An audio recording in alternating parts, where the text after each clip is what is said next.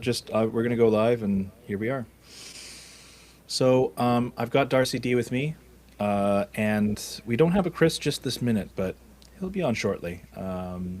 This is the fun thing about having family first organizations is our families come first, and therefore they show up randomly at points. Uh, but yeah, I have Darcy D with us today, and I'm really excited about it because we've got a lot of stuff going on. A lot of stuff. So I'm actually really excited Mhm. for people to hear a bit more about what we're involved with. But why don't you let people know a little bit about yourself, Darcy?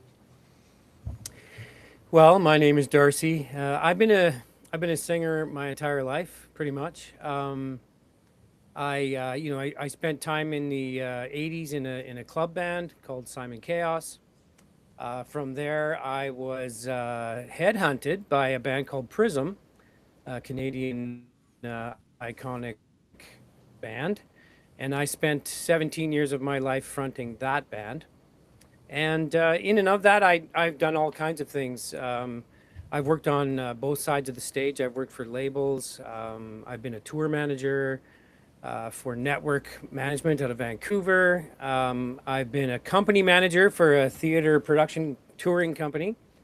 I have studied voice. One of the things I did as a singer was I became a voice coach as my life evolved and the things that I was doing were no longer mainstream popular. It became summer feast and winter famine. So kept reinventing the wheel. I've studied voice primarily out of Los Angeles. And through that, I built a teaching business from which COVID shut that down. And then Mm. I transitioned to everything's online.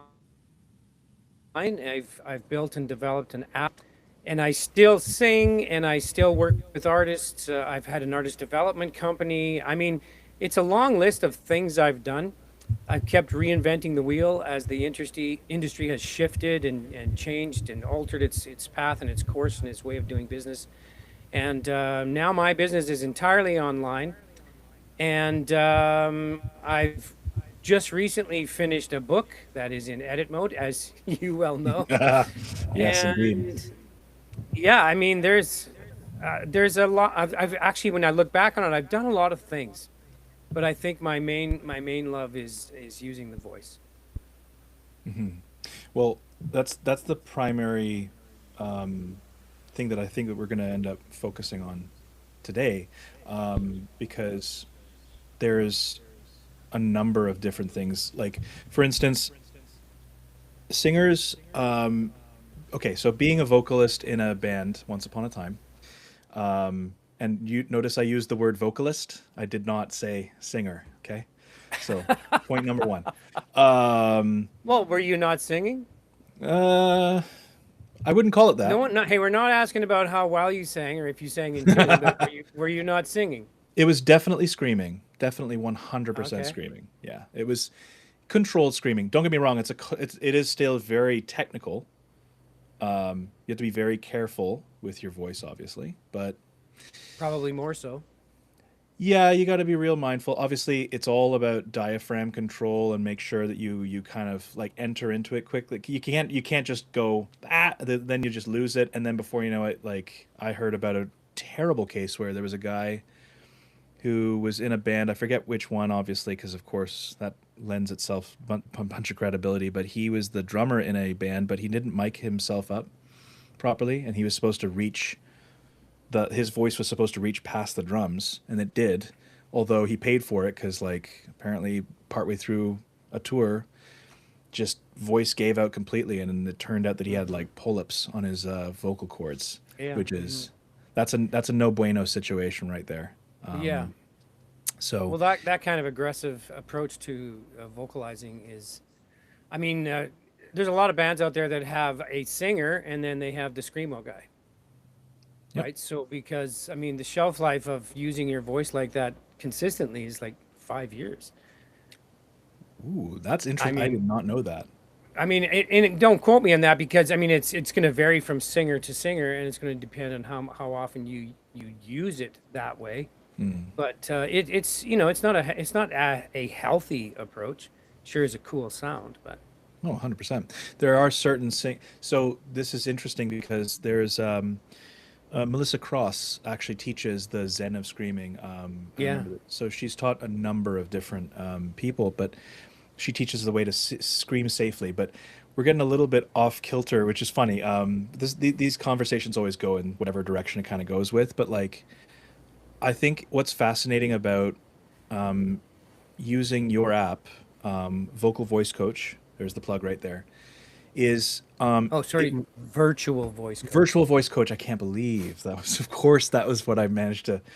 It's like the one thing I won't. Virtual voice coach is really great in that we have this. It is the science of it. If you want to, if you want the depth, if you want which I'm endlessly curious about, so I love the level of detail that I'm able to see. But with that, uh, I think it's really amazing to see that depth and also what you can then do like really quickly.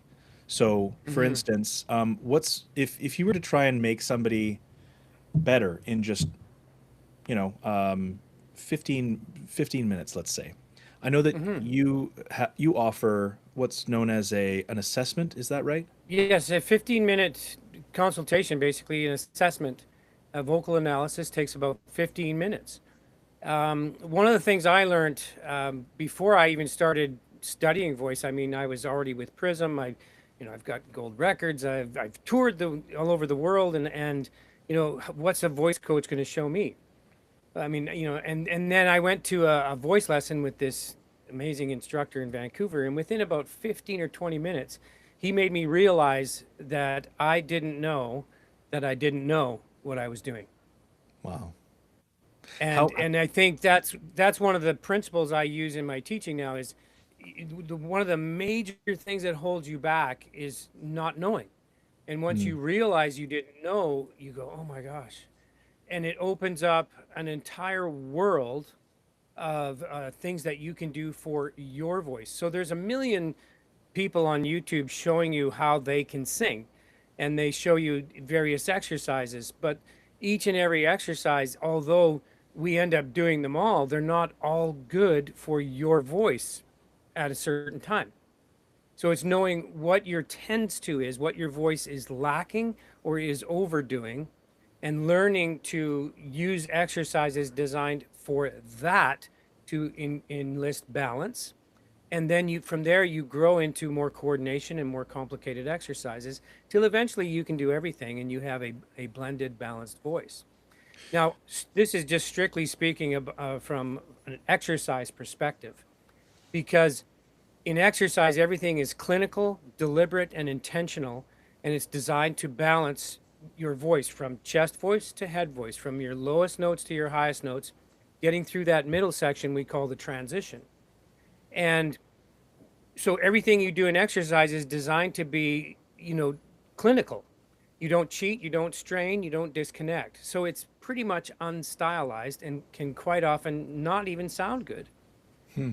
And once you get the balance habituated, then you go into song and you go into the emotional value of the lyrical content, and you tell these stories in a sustained speech form. You take all the technical stuff you've habituated and you push it aside, and you may sing half right half the time, technically, in song or performance. So the more balanced you are in exercise, the more you've habituated good practice that builds strong muscle memory, the more liberties you can take stylistically. And once you figure that out, you go, oh my goodness. Because in exercise, you do things that, I don't want to sound like this. This sounds like opera, or this sounds like weak, or this sounds Right. way too heavy, Right. right? And based on what you need, in 15 minutes, we can determine what your tends to is and give you a prescription of exercises that if you repeat for 15 or 20 minutes, 2 to 3 times a day, After 2 weeks, you're going to go, wow. So I always record that very first session. And then, 3, 6 months down the road, I go back to your first session if you don't think you're advancing. Wow. And you just go, wow. So that's all of the things that I put into the app are byproducts of my own experiences as a singer, as a touring musician, singing. I mean, back in the 80s, it was 6 nights a week, 3 sets a night, 50 weeks a year, doing, a plethora of cover songs, many of which were probably not good for my voice. And and then when I joined Prism, I'm singing the same sound night after night after night, and that's really when I started to take my voice seriously. I was able to determine that this sound that I'm doing, I can just run with it. My range increased, and everything happens. So what I've done is I've taken all that experience, and I've put it into the app in a way that you discover what the voice is and how it works. You do a vocal analysis. You're directed to exercises for your voice type. And then there's all kinds of expansion modules that you can deep dive into, what we call deep practice exercises that just build and balance, uh, you know, tenfold what you're already doing. Okay. So yeah, it's probably got over 30 hours of information, that you can digest, and it takes a while digesting all that logic. It does. I mean, I've gone through I've gone through the app myself. Not a lot of it because there's I've got enough things going on at the moment. But it really is. There's so much material that you can have. But like, what's amazing about it, that how the experience works is that you learn deeply. But then if you're able to have the assessment with yourself, just in that 50 minutes, like you've said, like very clearly, you can just like have this immediate like day and night sort of understanding. But then you get Yeah, to narrow in on specifically what it is that you should, could, might want to be doing, and then actually customize the plan for yourself going forward.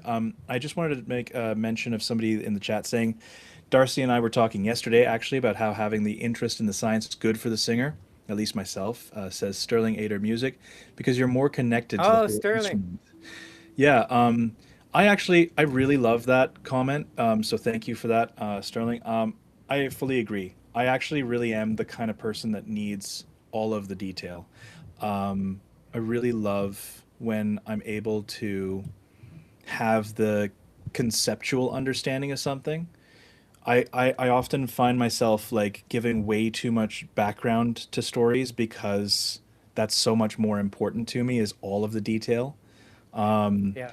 As a result, I'm rubbish at telling stories because it's like I go into like dental records of somebody, but like it's not helpful. But I do. This is why writing is much better than just chatting in person with me. Right, right. I am going to let Chris in here. Get in here, Christopher. Um, there he There he is. is. Oh, What up? not Can so you guys much. hear I me? think there's some. Yeah, we. I can actually hear a bit of echo. That's kind of weird. That's It's not probably like because you. I have no idea what's going on. I have no idea. That's probably because of something. I Let don't me know. be Yeah. succinct. I have no idea.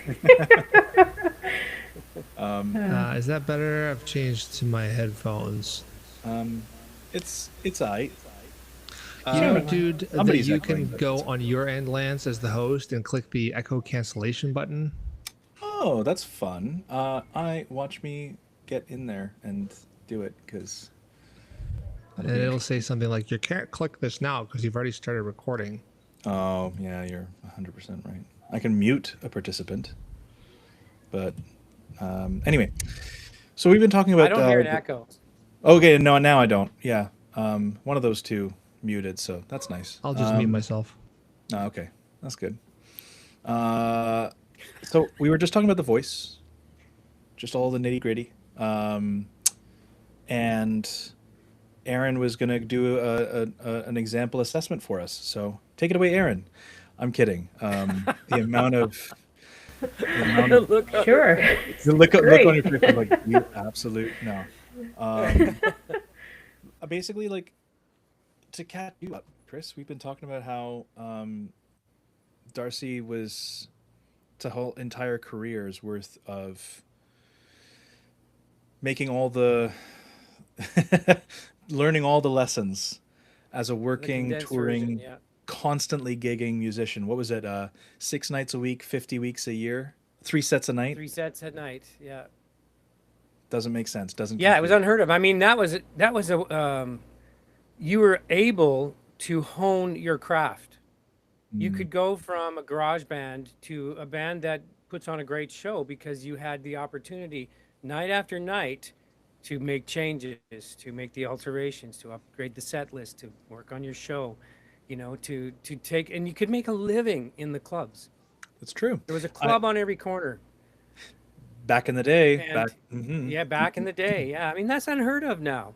I work with artists that are, they're playing at the coffee shop and then they're doing a one nighter at another venue, and that's all they get to do, or they may get to open for someone. So Mhm. their scene is online, right? They're doing these performances live or pre-recorded, and it goes online. And there are benefits to that because you can reach a very large tribe internationally.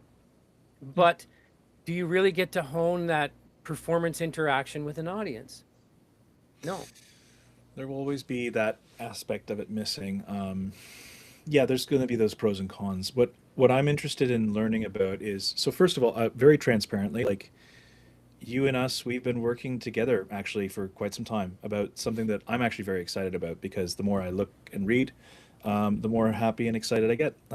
You are working on, well, we are working on finishing up editing Theory of Chaos by Hmm. yourself, penned by Darcy D.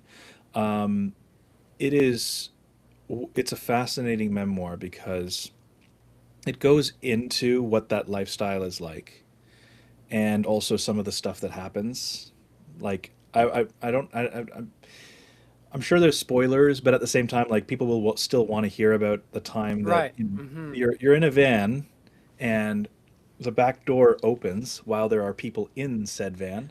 Um, that's a fun one. Traveling in style in the back with the gear. Yeah. Yeah, in the back with the gear that's been all Tetrised, including the humans. Yeah. That sounds like fun.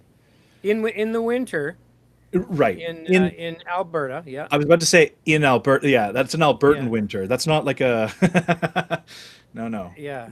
No, Yeah, that's that's a true story. And when you look back, you kind of go, "But man, that was stupid." But at the time, it's what had to be done. yeah, We didn't have an option. We had a gig to get to. There get was in the eight van, man. people waiting for us, Yep. Yep. And so we There's had to so do it. many there's so many lessons in there just to jump in. Like I feel like artists now, not as often, I don't want to say rarely, though I don't see them as often as I used to. I don't know. There's almost an entitlement or privilege. They don't want to like grind, Darcy, the way that you guys used to have to. You mentioned going to a club and playing to 8 people. Like that's what you got to do to build the crowd. You got to host an AMA where no one shows up or one person shows up in order to get to the AMAs where 100 people show up. You have to do 100 episodes of your podcast to get to a certain milestone to then see the next thing. What do you think, now versus then? How much hustle is needed, especially considering how many artists there are now versus then? Well, you could take what we did back then, that work ethic and that model, and if you put it into today's music business, I mean, you're going to kick some butt. Because what we had to do, there was no internet, there were no cell phones back in the early '80s. What you did was you had, and you weren't able to build a press kit that you could email to someone. Your press kit was a VHS video and an 8x10 that you maybe mailed out to agents, that all the agents had a number of rooms in different circuits. There was, the B circuit, which is what we started in, mhm. which takes you out to places where the routing was like, you've got another 18-hour drive go. Right? It's only this far on the map, but you have to get there and set up and play for 6 nights, so you had to go to these places. You had to be sharp as possible every night, and you had to basically sell booze, right? So you're trying to fill the venue by playing the songs that people want to hear, top 40 covers at that point. Yep. And you had to try to fill the venue every way you could, so that the patrons would buy booze, and the club owner would say, we need that band back. And that's what you did. And you dragged yourself across, half the country doing this week after week after week. And then you just kept trying to get to different levels, get out of the B circuits so you could get out of taverns and undesirable places, and maybe get into a club or a cabaret, or a nicer venue in a metropolis. And that was the goal for us. So I remember we'd be driving down the road, and we got to call our agent. So the next town, you look for the payphone, and you throw your change in there. You call, he's not in, and you hang up, and you get back in the van, and you drive to the next town, and then you call him, and you leave messages. But just trying to stay in touch was a difficult task. There would be a lot of messages at the next venue when you arrived, but we didn't. There was no other way to think about it. That's just the way it was. That's what everyone did. And so it was really difficult. I mean, looking back, it was really difficult, but we were having the time of our lives.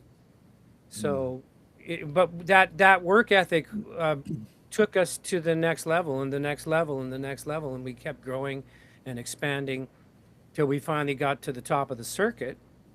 And at one point, I believe we were one of the highest paid club bands in Western Canada. And pulling in that kind of money we did back then would be really good today. So, and like I said, you could make a living as a club band, and you could keep doing what you loved to do. And nowadays, that's a challenge. You either got to have a side gig or something else to do. But having said all of that, in today's world, you have the internet. You have access to information. You have access to people at the click of a few buttons. So you should be able to, find 1,000 people worldwide that spend $100 a year on your product and or services. That's $100,000 a year. Now you can make the next record. Now you can do the next project, the next video, the next recording, whatever you want to do. And you can slowly raise and elevate your status to the point where you have a tribe, because, I mean, as you guys know, that's what a label wants. They want a band that has a following. Yep. And that's actually one of the things that I was going to talk to really quickly before I get into a question from somebody who's watching soon. So with respect to that industry, you pointed out the number one thing that a band is supposed to be doing, which is getting people to buy some booze. That's the number one thing. Everything else is decorative, and frankly, it's ancillary to the main thing. It's all about get those folks to get another shot. That is as simple as that. So, with respect to that, knowing how people are paid determines behavior. This is not a concept that should blow minds. This is something that is known and that I was taught in compliance in the financial services industry in the UK. Okay, but it's applicable across everything, right? So, right. When it comes to the way that people are compensated today, we're seeing that booze. There's a lot more younger folk who are not buying booze at venues because something to do with, can you imagine? I paid, I bought a non-alcoholic beer. I haven't had a drink in 13 plus years. Okay. Yeah. I want to take a guess of how much that little Heine 0% was. Yeah. $14.99. Yeah. Well, honest to God, it was literally, it was $10.50 to start. and then you add tip, because God forbid Yeah. that those people that are doing the service for you are being fairly compensated. They're there to actually rely upon tips, because that's the whole Let me thing. Right. let me dive back in and re-steer us. I apologize. I almost never have technical crap, but today there's You already technical need to crap. be. It's just gonna happen, baby. It's Just funny because I literally asked the question to Darcy, and then everything went south. And Erin and I were troubleshooting her headphones this morning, and I'm like, "It's the headphones and this," and I realized, well, Chris, you forgot the fact that these are Bluetooth, and that's probably what the issue is. So I'm hardwired in now, but in this whole minute, there is so much value. You have to stay calm. You have to just focus on the task at hand. You have to understand that. Thank you, Lance, for messaging me that you are where you are supposed to be and that shit happens. And then you regroup and keep going. So whether it's booze that you're selling at the venue or not selling at the venue, you have to figure things out in those moments. We'll come back to Darcy, you, and the book. And I want to talk about writing and what it's like to be an author and all this fun stuff. But why don't we pivot for a second, go to the questions that we have in the chat to help these people get some answers, and then see where it goes from there. Yeah, that's a great idea. We have a question from Rachel Kornick. She says, I have been singing for 30 years and haven't had a voice lesson in 20. I'm interested in learning more about my voice and the best fit for my voice, song-wise, and vocal health, because I am gaining much more. I know that isn't very specific, but whatever Darcy wants to talk about on either of those topics works for me. Right. Okay, so I mean, obviously, the more you use your instrument, the better it will be. The more you use your instrument correctly, the stronger it will stay. So if you haven't had a voice lesson in 20 years, and you're singing quite regularly, it may be of benefit to have an analysis just to see where your voice is at. As we age, we lose hyaluronic acid, and we can go into atrophy with the muscle groups that operate the voice. Little things you may need to be reminded of, because it's not, entirely about breathing. It's not entirely about vocal cord closure. It's not. There's I call it 4 concentrations that you have to zero in on, and they have to work independently and collectively. It's like the 32 points of concentration on a golf swing. Once they all align, you're in business. That's not to say you can't golf if you're not completely balanced, and that's not to say you can't sing if you're not completely balanced. But to just to have an analysis done, and then be able to be pointed in the direction where there's some prescriptive exercises that will work for you at this time, that's quite valuable. And so, yeah, come and see me. Darcy, can I ask a follow-up there? Yeah. So, I mean, we are big believers on the V30 media side that no momentum is the worst. No matter what, don't stagnate. Just have momentum. Fail fast, fail hard. Right? The L's lead to the W's. Embrace the failure. For sure. Don't stop. And so my question is, sorry. And there's one other thing. Reiterate. So I'm only as good as I am until I'm better. And sometimes you get to a level where you're operating at 90%, and the amount of effort that it takes to get you from 90 to 100 is more and more and more. But that doesn't mean you can't learn more. So in your world of vocals, how important is it to A, just be using it all the time, B, to use it until someone says there's a better technique, and then you just kind of fail fast, fail hard, fix, and then how much of it is coaching, right? Like what you do, which is obviously so valuable, but there's some musicians that are self-taught and some that are by the book. Sure. Yeah. Give us a breakdown. Sure. I mean, I've worked with, recording artists that, this is my sound. I've sold this many thousands of records. People dig it. It's my sound. It's what I do. And what they've done is they've enabled themselves to use their vocals or their voice to a place that works. They have a sound. They have a following. I don't want to deal with too much. Then they have a problem. And one day they come in and they go, I want you to fix me now. I have a gig on Tuesday and this is happening. And after the assessment, you realize there's a lot of things out of balance, and you really got a lot of work to do that has nothing to do with the gig coming up on Tuesday.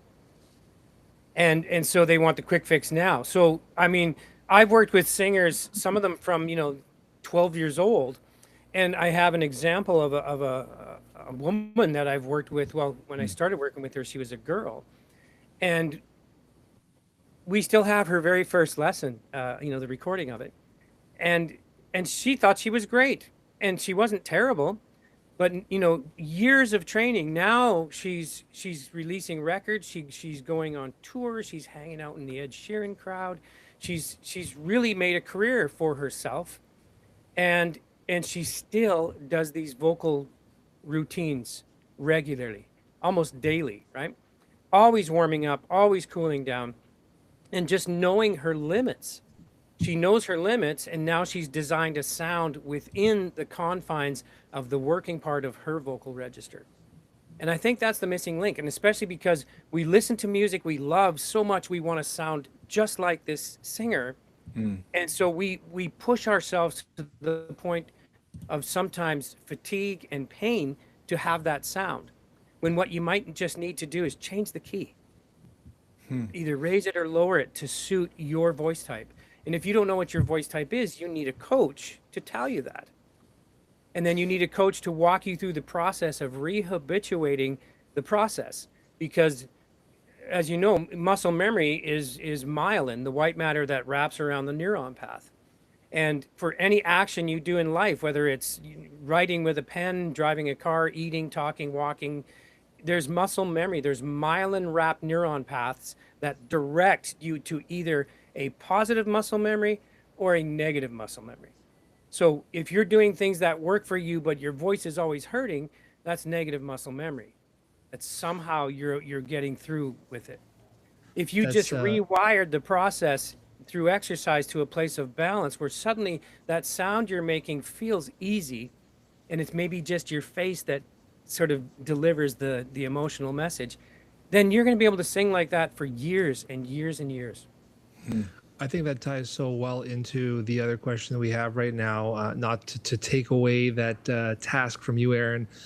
It sounds like, Darcy, you're saying that all of those things are important, but that at the end of the day, you also want to make sure that it's specific to you. We say the same thing with artists, like there are other people that might have heard this song, played this song, created this song, done this podcast, whatever it is, but no one's done it the way you're doing it. And that unique tone that you have is so important. And that's ultimately where the chance of success lies, is in you doing something that's authentically to you. So find that within your vocal range, your style, whatever it is as well.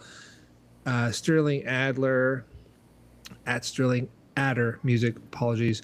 He said that you guys were chatting about the science behind the whole instrument that is the voice, and it sounds like you were segueing there now with what you're talking about, the neuroplasticity and the muscle memory, etc. Do you want to expand on that some more? Yeah, I mean, the science of singing is something that a lot of people really don't want to hear. They want, give me that 10-minute fix I saw on YouTube. I want to be able to do this now. And after the analysis, there's usually a few of your concentrations that are out of balance. And the only way to truly understand them is to receive a little bit of science about it, what's actually happening and why you're getting the results you're getting, and what it's going to take to rewire everything to that place of balance. As a singer, it's about balance. You have to have balanced airflow. You have to have balanced vocal cord closure. You can do things with your larynx that houses the vocal folds to get different sounds. You can do these things. And then you shape the vowels. Now with the science, vowels like formants, the size and shape of an acoustical space. So every voice type is different. The size and shape of your body depicts what your voice is going to sound like. It depicts the size and shape of your vocal folds. Your vocal folds are about as long as the width of your thumbnail. So if you're a big, tall person, chances are you've got the Adam's apple that sticks out, and you've got a very big, deep voice. If you're a little person like me, barely 5'8", I have short vocal cords. I'm a lyrical tenor. So understanding what your voice is what it's made up of and how it works is going to depict how you deal with any challenges you may come across, and understanding how that works, and redoing things to the place of habit and balance is going to give you the tools for you to do what you want to do, and do it safely and repeatedly and effectively. There's no That's other the key. way, really, in my opinion. I love hearing experts just get to give a little bit of like, just let the, when you press a pressure cooker when it's Yeah. still got the pressure in it, and it just goes a little bit of a tss, and it Yeah. has. I love watching experts do that little tss of like information of sharing of something where I just I'm a nut for competency. Just watching somebody who knows their stuff just share it. Um, I wanted to ask about something from a slightly different perspective, but it's still keying up your experience, but specifically as a tour manager. Now, you've said that you've been on the other side of things, like from the label perspective. Yeah. I'm not, I know that there were rules once upon a time, and I'm talking about what you're looking for in others. Let's imagine, I'm just going to give you a scenario. You are at a club or pub, bar, whatever, a venue, and you are on the lookout for someone who might be the next thing that is worthy of investment, both time and of resources. I'm not saying that you're not. I'm not saying that you are. I'm just putting this as a very specific scenario. What are you looking for specifically in a potential singer? Now, it doesn't have to be just, singer-songwriter, it can be a band, but what are you looking for in the singer specifically? And I don't mean just technical. If it is technical side, great. If it isn't, would be keen to hear what that is. But what would you imagine, you're an A&R basically? What are you on the lookout for? Authenticity. I think to be authentic means you're riding in your own lane. If from a label standpoint, and I've worked with a lot of labels. I've worked with some A&R people, which A&R is. I know when just a few years ago there was only a couple of labels still doing A&R, Warner, which was one of them. Oh, wow. And you're looking for someone, because every label has. If you look at mainstream music, especially when like radio, for example, which, if you think about it, only big artists use radio because Mhm. it's a tool to promote the tour, to promote ticket sales, to fill the venue, Yeah. and get their music out there. But I mean, Mhm. now with streaming, that's changed the whole game, right? But Yep. even with that, the artists, if you go to Billboard Top 50 in every country in the world, you're going to find some of the same artists in the top 50 around the world, Every right? time. Yep. Every All the time. time. And these artists are the ones that have a team or teams of people. They have the money to spend, right? But there's a differentiating factor with artists or singers, and that's they all have their little square or window in the streaming marketplace, in the radio marketplace, right? In the concert ticket selling marketplace. And one of my best examples is if you look at like female icons like Katy Perry, Rihanna, Kelly Clarkson, all these big Pink, all these big artists. You could pick any arena in the world, and you could sell tickets week after week for each one of these artists, and they would fill those arenas.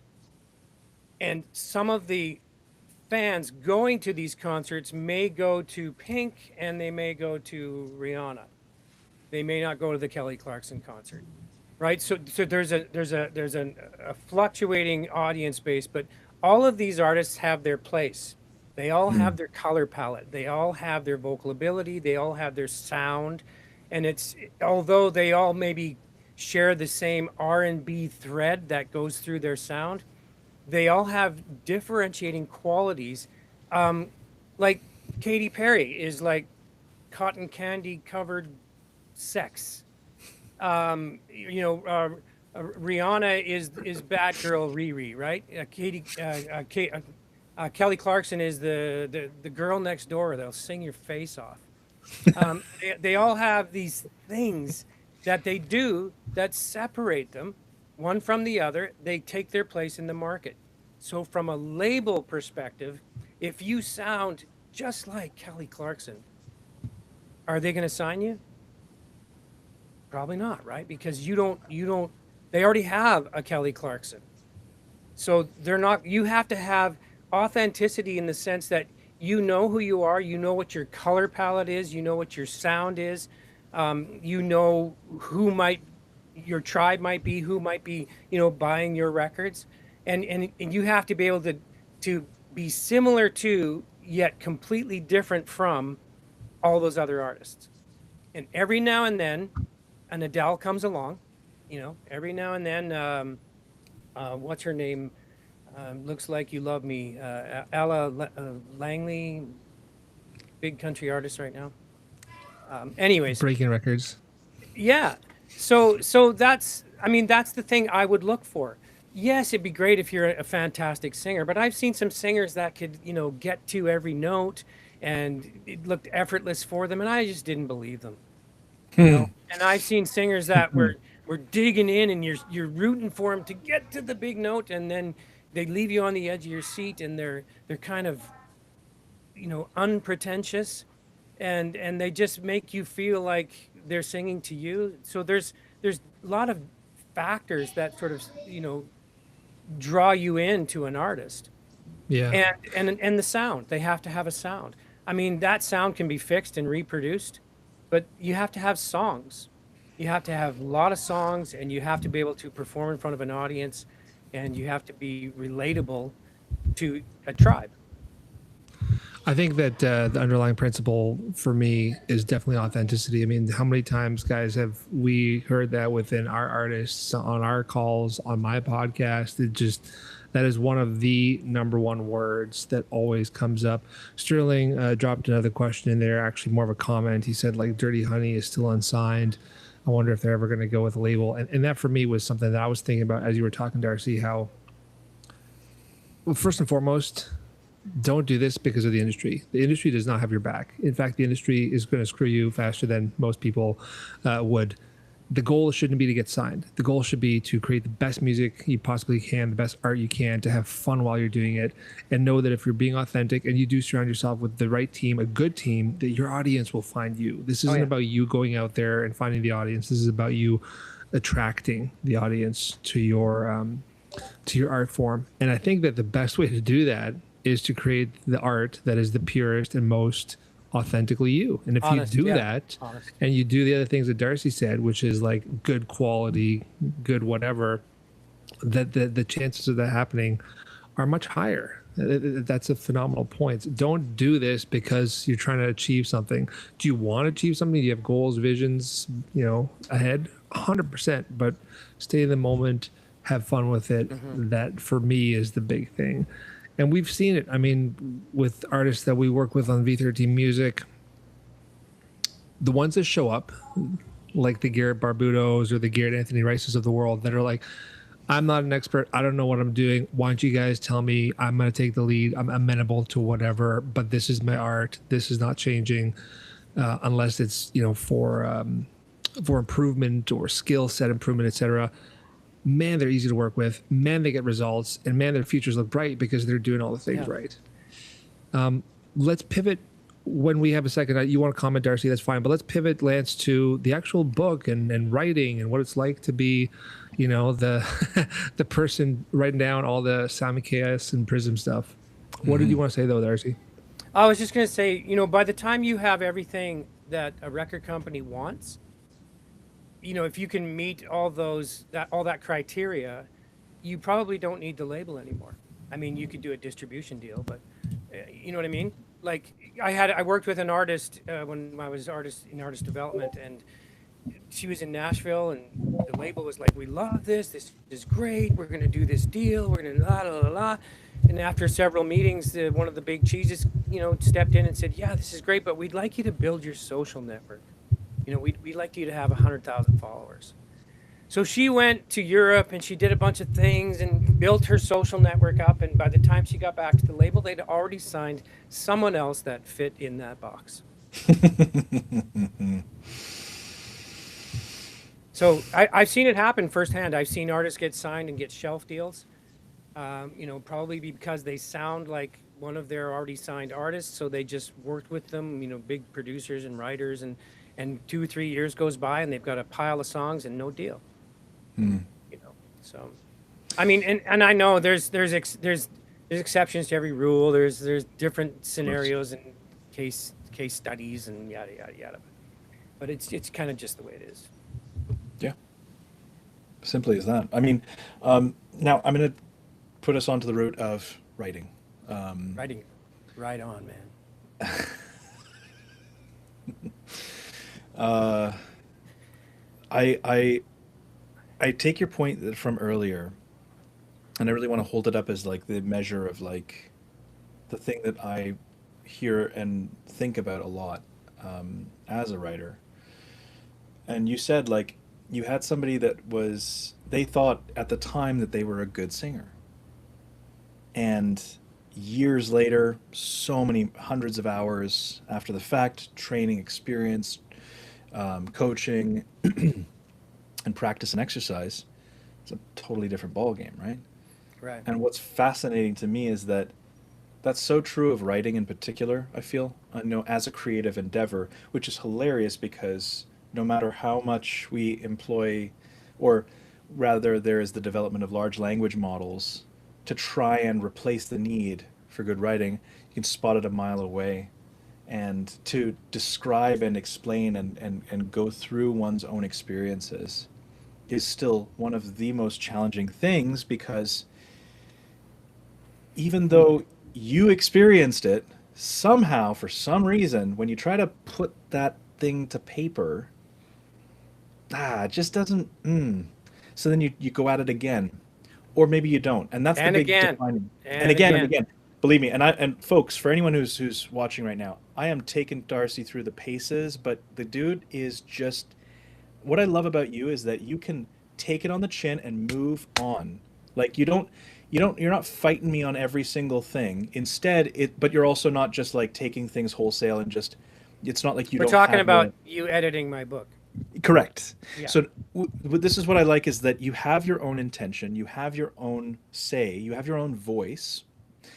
Go figure. But you also, so this is it. Is that there's a balance there, and we're very big on balances here. Love and logic, the L's. But that's the balance that I'm finding with yourself, and I want to give you your flowers here, like somewhat publicly, because like that is absolutely one of the hardest things. That's the thing that defines a writer, and I wanted to share an anecdote to really drive home how strongly I feel about this, because one of the greatest writers that we have today, Anne Patchett, in my opinion, humble opinion, but Anne Patchett is one of my favorite writers, and she's written extensively on writing. Seems to be a thing for great writers is they love to talk about writing as well. So how she said that she had, her own father had for years been writing, but what he would do is he would just hammer out these drafts, and then he wouldn't even look at them again. He would just hand them over to her and just say, now you make that something. You edit that. And he refused to engage with the material any further. So that tells that kind of personality that thinks that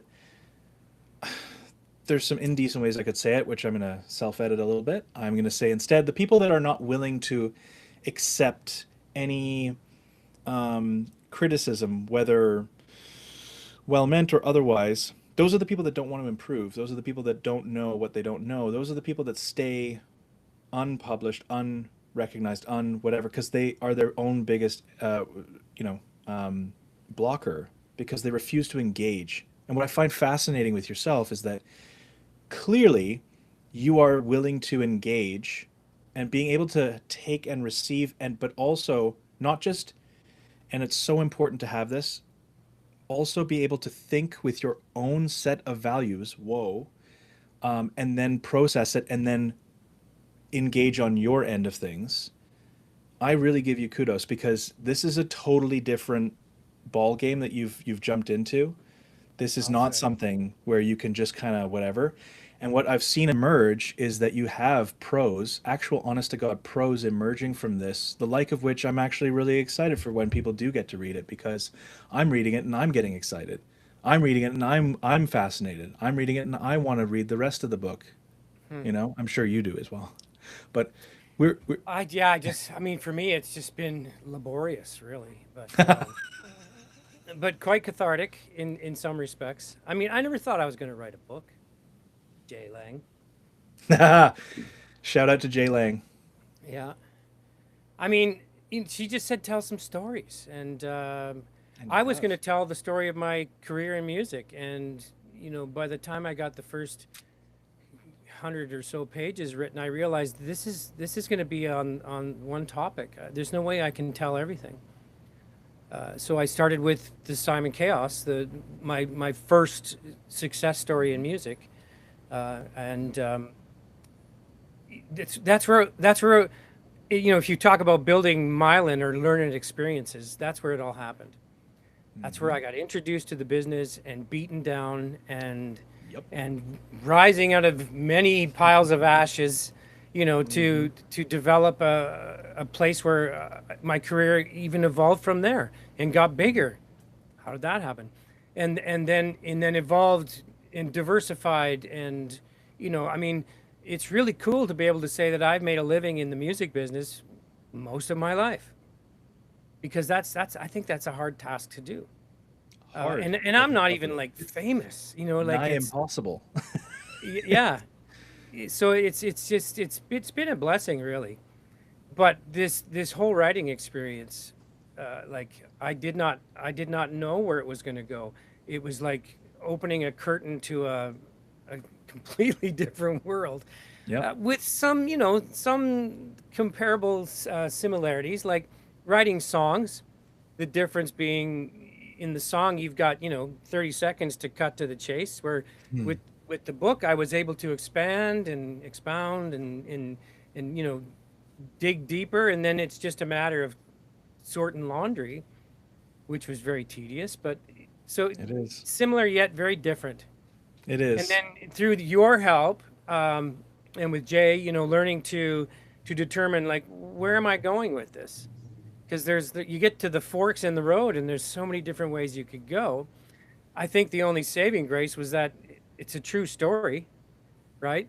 Just trying to make it Mhm. interesting was and then corroborating all the information from with my bandmates. Like, sometimes they were pleading the fifth, and sometimes they just didn't remember. So, it's to the best of my ability. It's as true as it can be. Darcy, that's such a important point, and I've referenced this in my podcast, and we've talked about this with clients. Your art is your truth. Your truth Mhm. is your art, and that goes back to A, authenticity, and B, like you saying that you, as a singer, as a vocalist, need to find like the tone or the range or whatever it is that is true to you. It's the same point. You Yeah. are writing from your history and from your truth, and that's why the book is there and why it's engaging and interesting. Sure, you can finesse it afterwards, but that's the fundamental starting point. And then you said it's been a lot of work, but you've also been open and amenable to change and redirection and edits and cuts. I remember when Jay when I were chatting and she's like, I don't know how it happened, but Darcy's literally cutting thousands of or words out of this thing. There was no It griping actually about, felt good after that. right? Yeah. So you're proving the point that there is no magic formula, that if you want to succeed, it's a combination of be authentically yourself, create the art from yourself, do not stop, keep reiterating, keep going, keep failing, and eventually you'll get where you're supposed to be. What are you most excited about with this particular book, other than it being published and Well, released? I mean, because, like, when Jay first approached me, it was like, well, who the hell's going to want to read this? Like, do I have a story? Like, you know, but the more I got into it, the more I realized, and, talking with the guys about the stories and the things that we did, the sheer stupid things that we did, to some of the really great moments that happened, and the things that we accomplished as, you know, five guys from northern British Columbia, literally pounding the pavement across the country, and rising to this place of notoriety, if you will. And so for me to see that unfold and go, you know what, this is pretty cool. Like, if anything, you know, my grandchildren are going to get to read about, you know, my life back then. But I read it now and kind of go, wow, that really happened, huh? Yep. So that's, I mean, if you for music, people in music and people interested in rock and roll memoirs, I mean, it's got a lot of all of that. And you know, seeing where someone can come from and where someone can go is possible. And with the lack of tools that like artists have today, you know, so I think it'll be quite relatable to everyone that's interested in this kind of thing. Yeah, I agree. I agree too. agree. I was actually going to, Lance, I'll obviously pass it over to you. I just wanted to ask a purposefully provocative question, because I think there's so much value to the answer that I think I know I'm going to get, Darcy. We put in all this effort. You, us, all of us. We release a book. No one reads it. That's not going to happen because it's too good to fail. But let's say hypothetically that happens. How do you handle that? What's your opinion on no one reading your book? Oh, I've released songs that no one listened to. Did I stop making music? No. Like I said, it's going to look good on the coffee table. It's something I did. It's something I did. Like, it's like when you finish the song and the producer goes, "That's a wrap." You put it in the car on the way home and you're listening to it, and that's my song, and you know, does it matter if no one listens to it? I mean, sure, it would be great if they did, but you have the ability to say, "I've done this. I've done this. I've played there. I've done this," right? So it's self-satisfaction is very empowering, whether it has mass appeal or not. And that Like was the such value a is intrinsic, right, rather than extrinsic. 100%. Well, I think that is the perfect response, both of you. That, you know, I was assuming that you were going to give us, artists, be authentic, do things for yourself. End of story, full stop. If you start with that intention and idea, the chances of it being successful are so much higher. You're going to be happy. You're going to be enjoying the moment. You're going to be living presently. You're going to be creating the best thing you can. And if it flops, that doesn't mean it's a flop. That just means that for whatever reason it didn't get picked up or whatnot, spread around. If you are satisfied with it, that is what matters. And I think, Darcy, that's a testament to you as an individual and why you've had such a cool career, is because it sounds like you've just been having fun and you've been doing you, whether it's a book or, you know, a virtual voice coach or the other things. Like, you're just doing you. Yeah, like, you know, talking about the app, that's a culmination of everything I've done, because I know what it's like to stand in front of 20 people. I know what it's like to stand in front of 25,000 people. I know what it's like to sell a record. I know what it's like to do this night after night after night. And then I've studied the voice, and I've worked with, you know, voice developers and voice scientists and all kinds of people. So what I didn't make this stuff up. I've just learned it and applied it. So as a voice coach and the things that I put in my app, I'm not making it up. I'm not guessing. This is stuff that works if you do it. So I think that's valuable. And that's why I'm able to sort of toot my own horn here, because it's not something I did. It's something I've learned. And now I'm sharing it. Lance, you were going to say something earlier. Yeah, completely forgot. But no, I write it down. I know. Squirrel. That's literally why I'm a writer. No, I was going to say this. There's oh, yeah, right. There's a pad right there. I have there's this amazing book by Elizabeth Gilbert. She's I am obsessed with this trifecta of writers who have written about writing, and they've all each inspired me completely differently. So there's Anne Patchett, who I've already mentioned. There's Liz Gilbert. Um, she's the author of Eat, Pray, Love, which might Oh, surprise people, but she wrote a book afterwards called Big Magic. And that book I've listened to probably, I want to say 4 times. It big is magic. Big Magic, super impactful on me. And also, the third of those three is Anne Lamott. So good. Bird by Bird is one of the best books on the craft. But anyway, back to Liz. She has the she has the analogy of, so this is talk about the cost of doing something creatively, and this is what we talk about a lot, and it's exemplified in this particular example that she gives, which is the shit sandwich. And she says you have to ask yourself, whatever creative venture that you're going to pursue, are you happy to deal with the shit sandwich, the shit of that particular venture? Does it matter more to you to actually get that bread of the reward, that you will eat that shit sandwich? Does so, and it's a visceral one, but it's, I think it's a really important one, because what she's attempting to code into that for you is like, for some people, being far away from family, disconnected, on the road for 8 to 16 hours in a day, living out of a van for hours at a time, no decent accommodations whatsoever, and getting maybe 30 minutes tops of like set time where you actually get to perform and you are the focus of attention, sounds like an absolute aberration, like a nightmare, like a true literal hell. And if that's exactly the kind of price that you would pay, boy, have I got a career path for you. Because you too can be a touring musician in an independent band. Um, Oh man. but this is what I'm saying is like, if you're willing to pay that price of, like you've said, it's laborious, to put it mildly.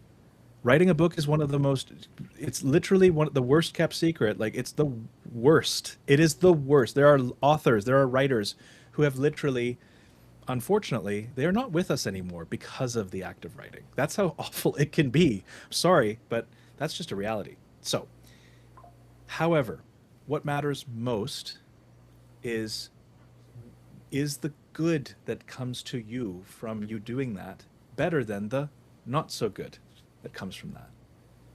And that's the biggest thing, is like, for you, Darcy, the process and the time and the everything that you were doing as part of that, it is, it's so very clear that you were loving the ability to get out there, hone your craft, and also like, there's something to be said about those moments where you're the one dictating the vibe.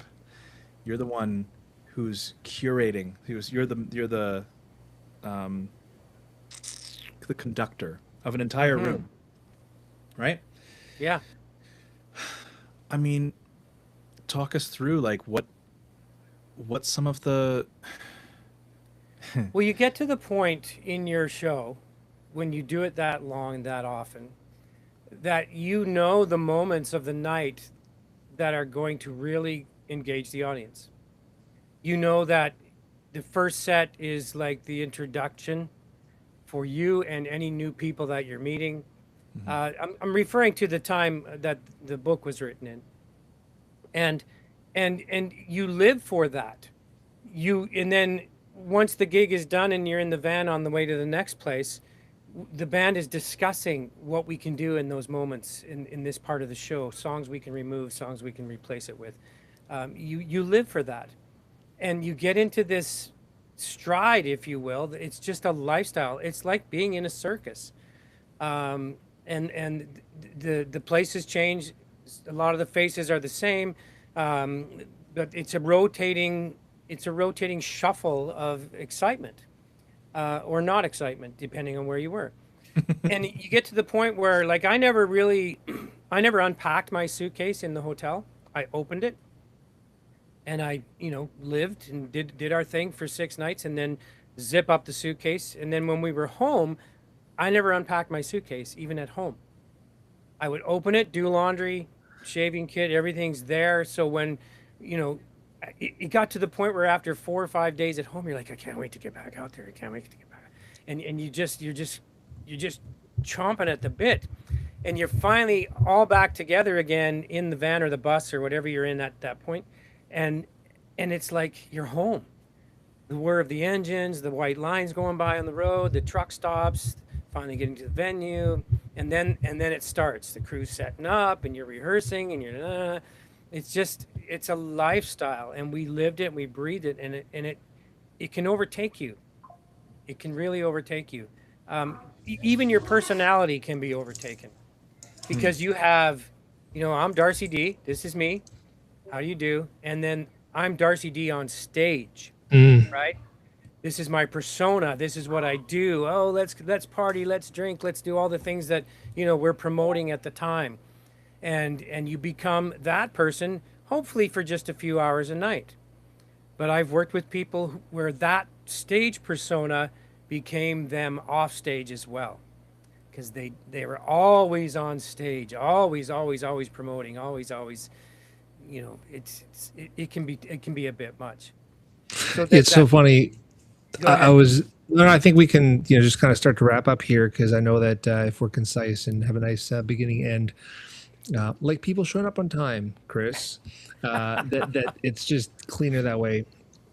I love what you're saying there, guys. And it funny, what you were just saying, Darcy, reminded me of, I just finally watched the Hulk Hogan documentary on Netflix, which was super cool. If anyone, whether you're a fan or not, check it out. Mind blowing life that man had and the amount of impact that he had on this world.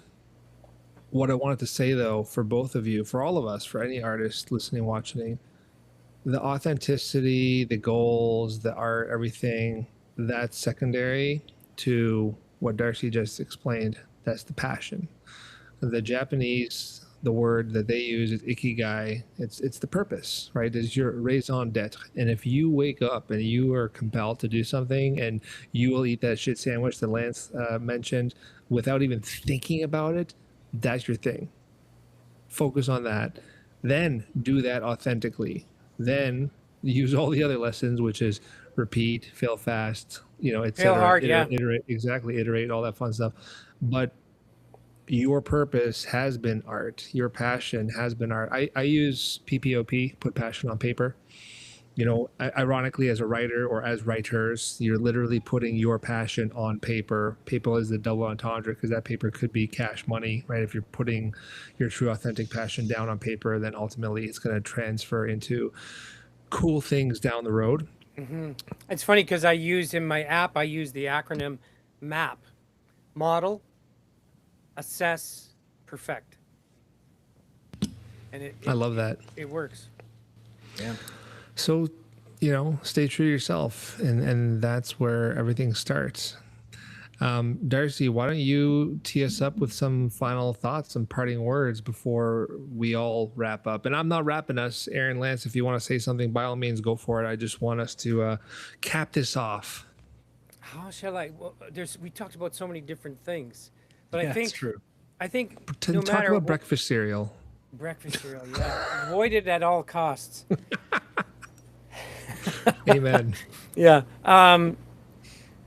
I think that the bottom line, or sort of the underlying meaning of all the conversations today and all the topics we've sort of uncovered lightly, I think there's a common thread there, and it's that authenticity and failure. That's a big one. I think you have to fail at anything to get good at it.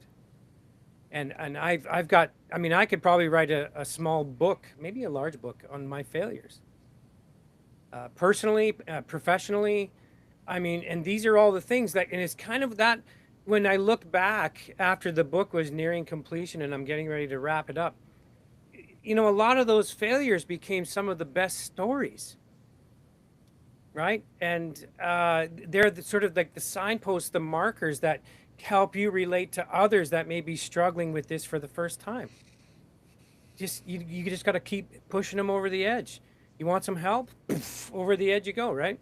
And then it's funny how the parachute opens when you jump off the cliff, right? That's so well said. I'm stealing that one, by the way.